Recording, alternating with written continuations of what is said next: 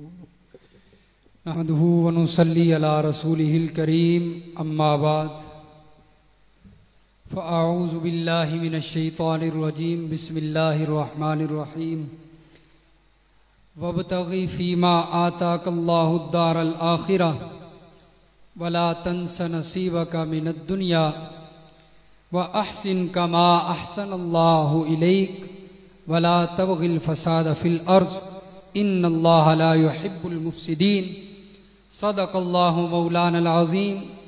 انتہائی واجب الاحترام ذی قدر علماء کرام، معزز سامعین، محترم بزرگوں، عزیز دوستوں، میرا ذمہ جو موضوع لگایا گیا ہے وہ ہے آپ صلی اللہ علیہ وسلم بحیثیت تاجر۔ پہلی بات تو یہ ہے کہ نبی علیہ الصلوۃ والسلام کی بعثت کا مقصد انسانیت کو انسانوں کی بندگی سے نکالنا تھا اور اندھیروں سے نکال کر روشنی میں لانا میرے پیغمبر کا مقصد تھا۔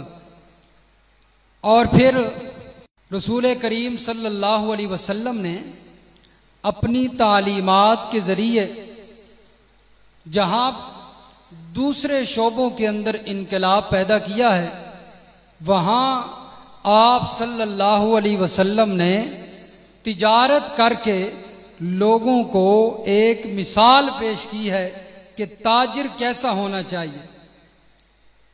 چنانچہ قرآن و حدیث کے اندر تجارت کے حوالے سے بہت ساری تعلیمات ہیں جو میں نے آیت کریمہ تلاوت کی ہے، اس کے اندر بھی اللہ نے اسی حوالے سے تذکرہ فرمایا ہے۔ ذرا توجہ کیجئے، ٹائم بڑا مختصر ہے۔ فرمایا وَابْتَغِ فِيمَا آتَاكَ اللَّهُ الدَّارَ الْآخِرَةَ وَلَا تَنْسَ نَصِيبَكَ مِنَ الدُّنْيَا وَأَحْسِنْ كَمَا أَحْسَنَ اللَّهُ إِلَيْكَ وَابْتَغِ فِيمَا آتَاكَ اللَّهُ الدَّارَ الْآخِرَةَ۔ اللہ فرماتے ہیں تلاش کرو جو اللہ نے تمہیں دیا ہے اس کے اندر آخرت کا گھر۔ تجارت کے حوالے سے بات ہو رہی ہے۔ فرمایا وَلَا تَنْسَ نَصِيبَكَ مِنَ الدُّنْيَا، اور فرمایا دنیا کے اندر اپنے حصے کو نہیں بھولنا۔ وَأَحْسِنْ كَمَا أَحْسَنَ اللَّهُ إِلَيْكَ، اور لوگوں پر احسان بھی کرنا ہے جس طرح کہ اللہ نے تم پر احسان کیا۔ اس کے اندر اللہ نے تجارت کی اجازت عنایت فرمائی۔ فرمایا قیودات، حدود کو مد نظر رکھتے ہوئے، شرائط کو مد نظر رکھتے ہوئے تجارت کرو۔ نبی علیہ الصلوۃ والسلام نے بھی اپنے عمل کے ذریعے تجارت کے حوالے سے کئی ایسے واقعات اللہ کے پیغمبر کے موجود ہیں۔ نبی علیہ الصلوۃ والسلام کی بچپن کی زندگی دیکھیے۔ اللہ کے نبی صلی اللہ علیہ وسلم جب پیدا ہوتے ہیں اس وقت آپ کے والد فوت ہو چکے ہیں۔ جد امجد نے نبی علیہ الصلوۃ والسلام کی تربیت شروع فرمائی، وہ بھی اس دنیا سے رخصت ہو گئے۔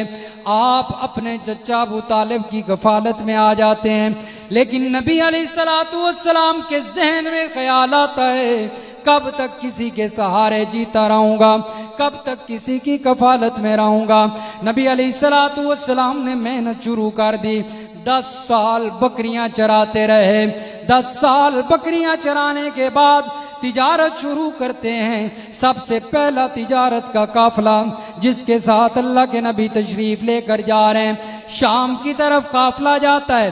حضرت خدیجہ الکبریٰ رضی اللہ تعالی عنہا کا سامان لے کر نبی علیہ الصلوۃ والسلام جاتے ہیں، شام کی طرف سامان لے کر جا رہے ہیں تجارت کی غرض سے۔